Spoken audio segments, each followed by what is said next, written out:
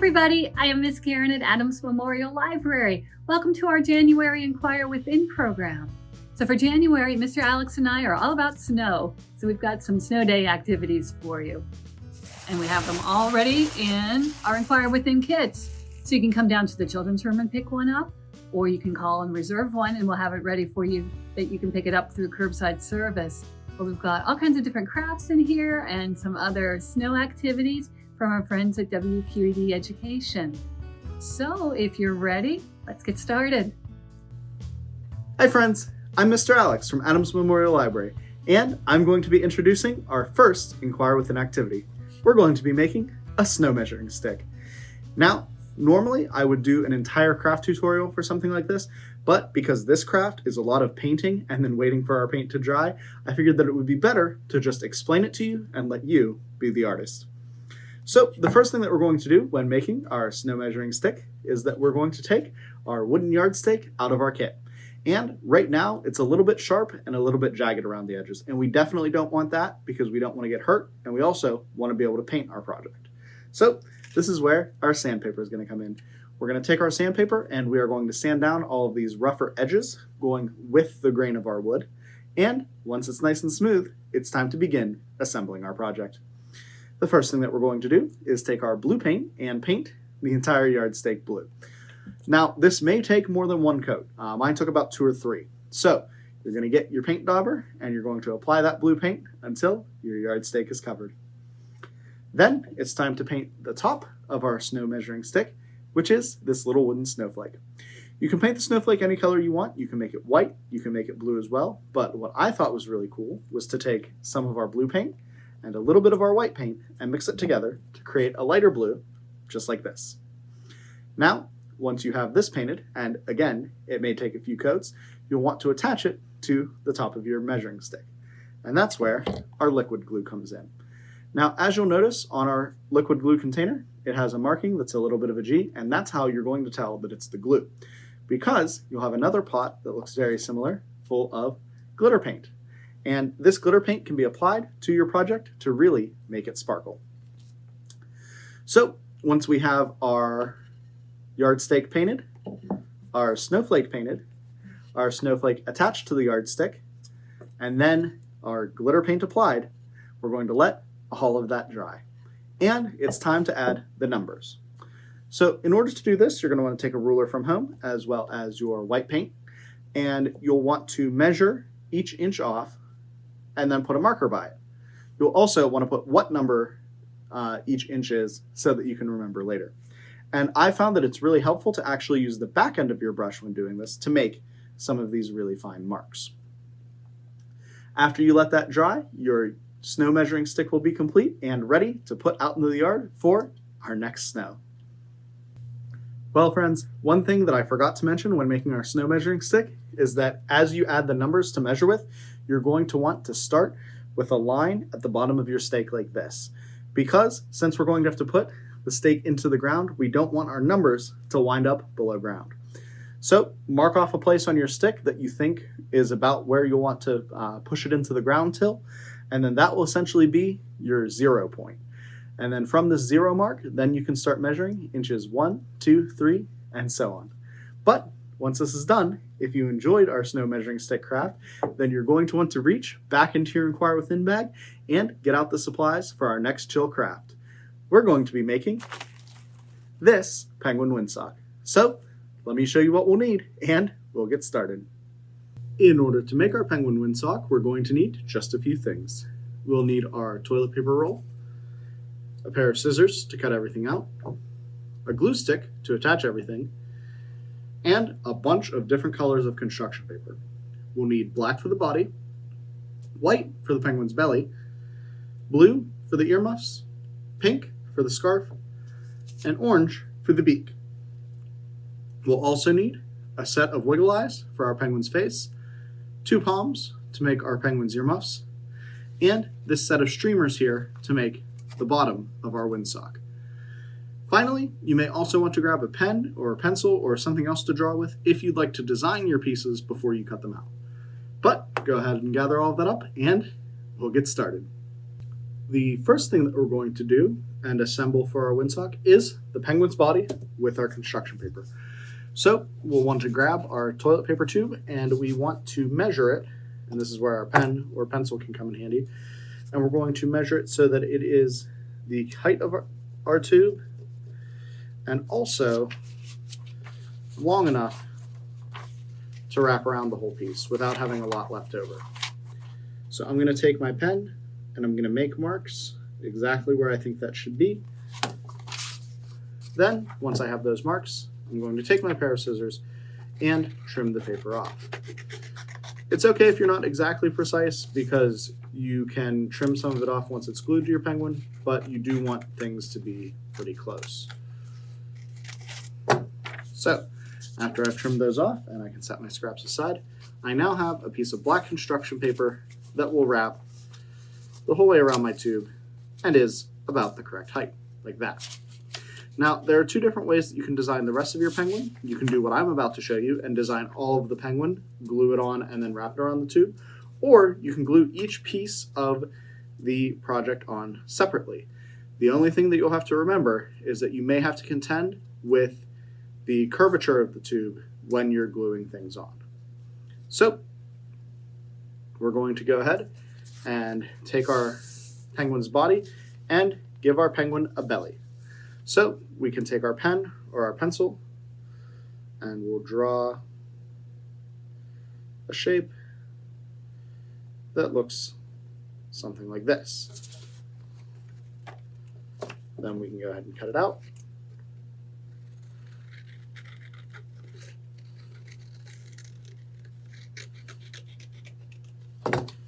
And glue that on to our penguin.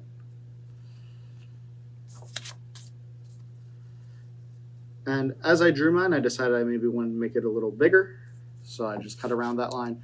But overall, we have a piece that we can attach like this.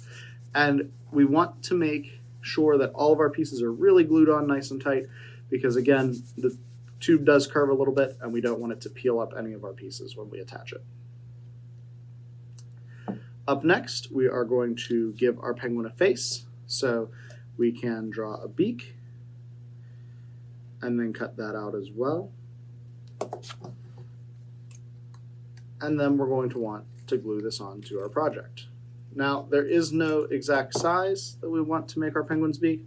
It just needs to be something of a triangle.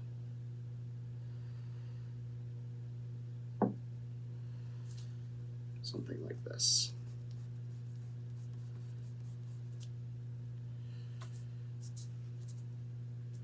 Then our penguin may want a scarf, so we'll cut one thin strip that's about as long as our piece of black paper, like this.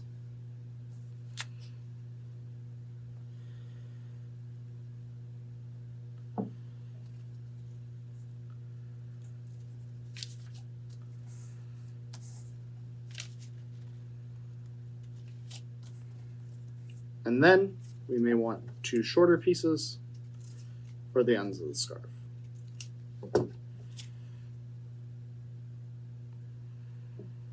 Something like this. Now, again, you want to make sure that these pieces are glued down really, really well because they are going to want to bend and curve a little bit when we get them onto the tube, which is our next step. So, at this point, we have the basis for our penguin's body, and we're just going to wrap that around our tube. Now, as you can see, some of mine is already peeling up, so we're going to want to press that back down, and we can take our glue stick and re-glue any pieces that don't quite stay. So let's go ahead, apply lots of glue to the back of our paper, and attach that now.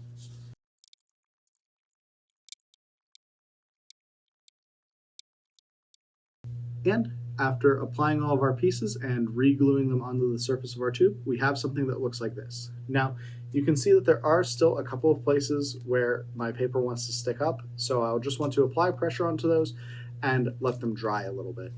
It won't take very long for this glue stick to set and dry, but you do want to make sure that all of your penguin's pieces so far are firmly attached before we begin the next step of our project. So we're going to set this aside and wait a little bit before we give our penguin the eyes and the earmuffs, as well as our streamers on the bottom. So let's give it a minute and then move on to our next step. While we're letting our penguin set and the glue dry, this is an excellent time to go ahead and grab some liquid glue as well for the pom-poms and for our wiggle eyes.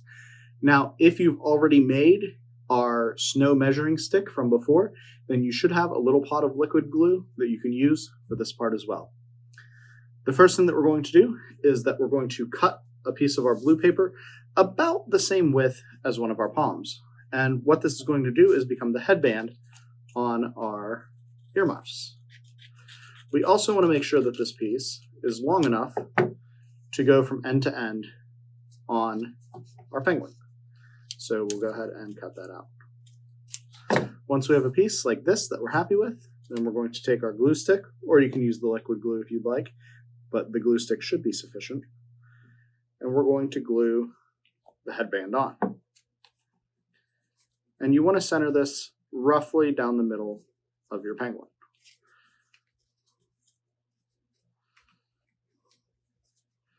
Give it a nice firm press, and that will allow it to set as well.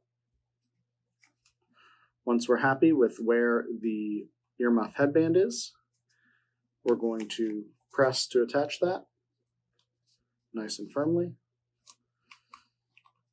And then we're going to need to take, and that's why we want to press it nice and firmly. We're going to take our liquid glue, and we're going to attach our palms as well. So we'll uncap that and just apply a little bit of it and a pom-pom to each side of our earmuffs. Press those on nice and tight as well. And our penguin is going to be ready for all the winter weather. Again, just like all of our other glue, we want to make sure that this glue sets a bit as well, because we don't want any of our pieces to fall off, especially if we're decorating it somewhere that actually has a bit of a breeze. So we'll apply some glue there, attach our other palm, apply that pressure, and now we'll have something that looks like this. The other reason that it's important to make sure that our earmuffs are securely attached is because this is how we're going to hang our windsock. So we definitely want to let this set and fully dry before we use it for that purpose.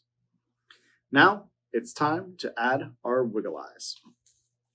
So we can take our penguin, take some more of our liquid glue, apply it to the wiggle eyes, and then place them on our penguin's face.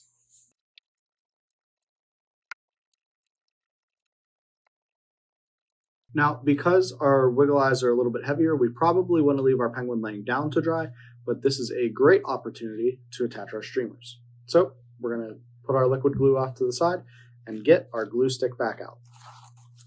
And how we're going to attach our streamers, there should be about 6 in your packet, is that we're going to apply some glue stick to the end of it, but just the end of it. And then we're going to insert that into the bottom of the penguin and just press and hold to attach it. We want to space our streamers out evenly, and that's going to really allow our penguin to blow in the wind. So I've got one streamer attached. Let's go ahead and quickly attach these other ones. There are 6 included in your kit, but you do not have to attach all 6. So if you want to use fewer, or if you have some extra streamers or want to have more, that's fine too.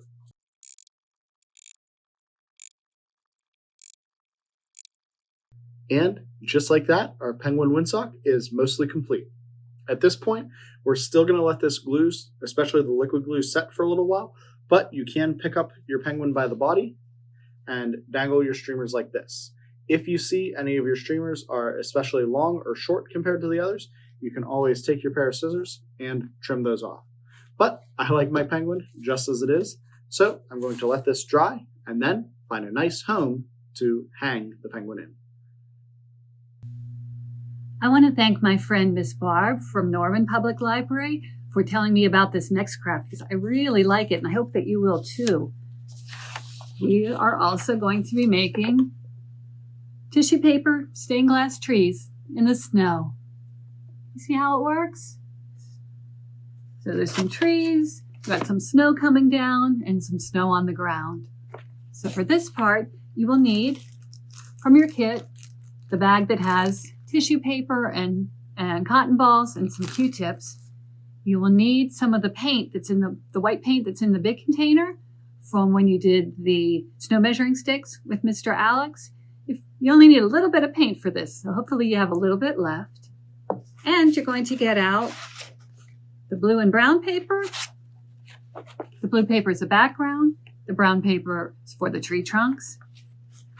And there's 2 pieces of contact paper. And that is what you're going to use to make the trees. What you'll do is take 1 piece of the contact paper. One side of it has a single square that'll come off. The backing will come off. You start with that. You're going to put 1 piece down, take the back off so the sticky side is up, and then you take the tissue paper and you're going to lay it all over so it's covering up all the contact paper. So after you've put your tissue paper on, you can cover up as much as you want. You might want to leave a little bit loose, not covered at the edge, so you can stick on your other piece of contact paper. So once you've covered this with tissue, you take the other piece, take the back off that, and you put the sticky side down on top of the tissue. So you have the tissue paper in the middle between the sticky parts as a sandwich. Once you've done that, you cut out triangles like I've cut out here. So you just cut them out of your double contact paper. And then once you have a lot of triangles, you can figure out how you want to arrange them into trees. So you can put them on the blue paper, rearrange them, see how you like it. When you're ready, you can take your brown paper and cut some tree trunks.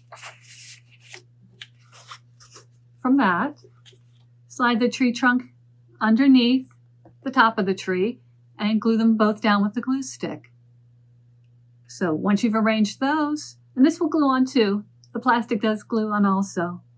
Once you've arranged the trees, you can take the cotton balls and put them at the bottom. I stretched them out a little bit, but you can put them on however you want, and that worked with the glue stick too. You can glue them however you would like.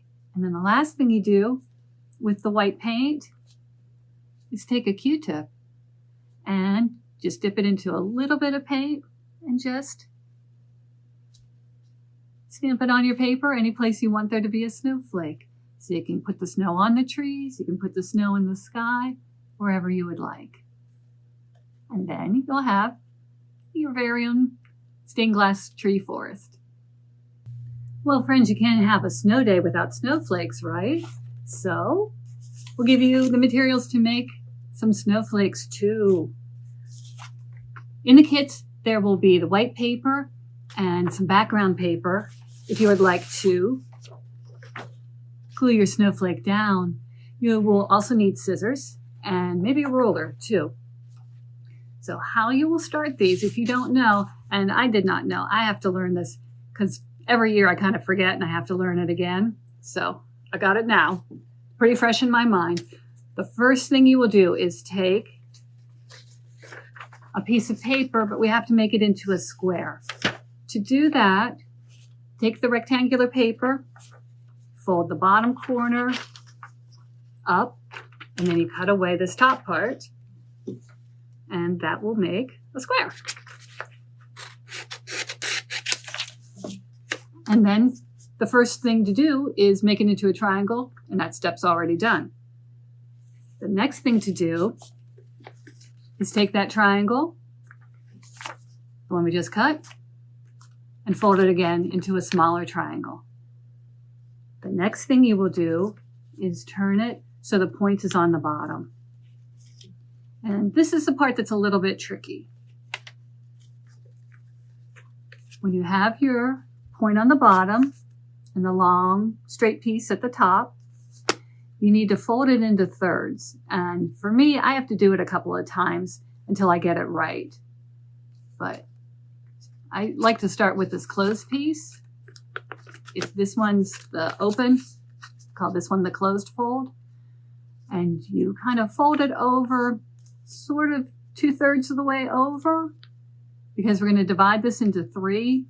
Not really, but it's going to be folded into 3 pieces.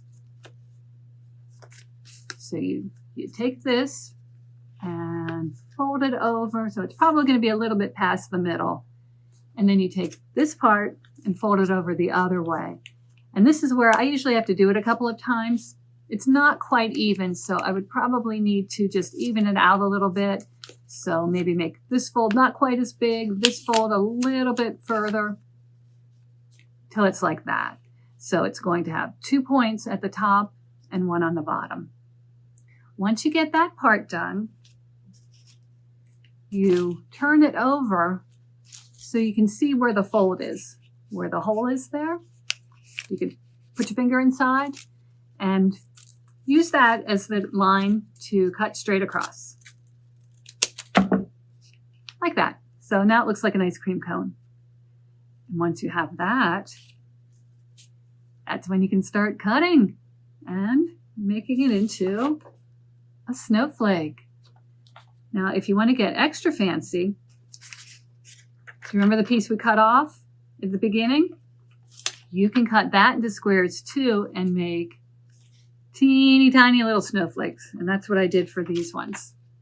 It's a little harder to fold and a little harder to cut, but they look cute. So if you want to try that, you can use all the paper and make snowflakes with everything. But once you've had your folded piece, you can just cut. You can find templates online if you wanted to make a specific kind, but I just do whatever. If you cut the bottom out, there'll be a hole in the middle, like these. If you want to round the top or cut it into a point, you can do that. You just have to make sure that if you cut through this edge that's open, it's going to be on the outside. And then you cut on this edge that's closed, it'll be on the inside.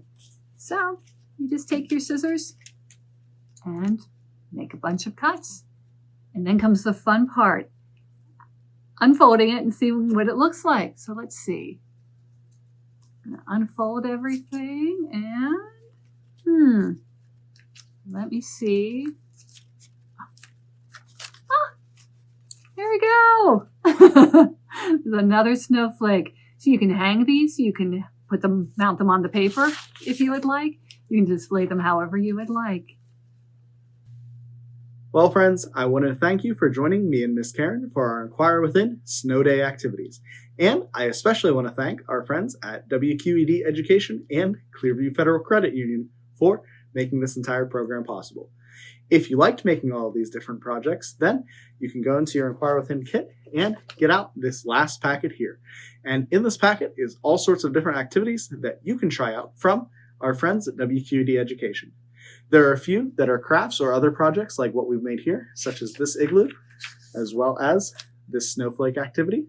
But there are also some coloring and activity sheets featuring all of our favorite PBS Kids friends, such as Luna and Super Y. So definitely check that out as well. You can also check us out on Facebook, Twitter, Instagram, and YouTube to get updates not only about our Inquire Within programs, but everything else that we're doing here at the library. And as always, happy crafting, everybody.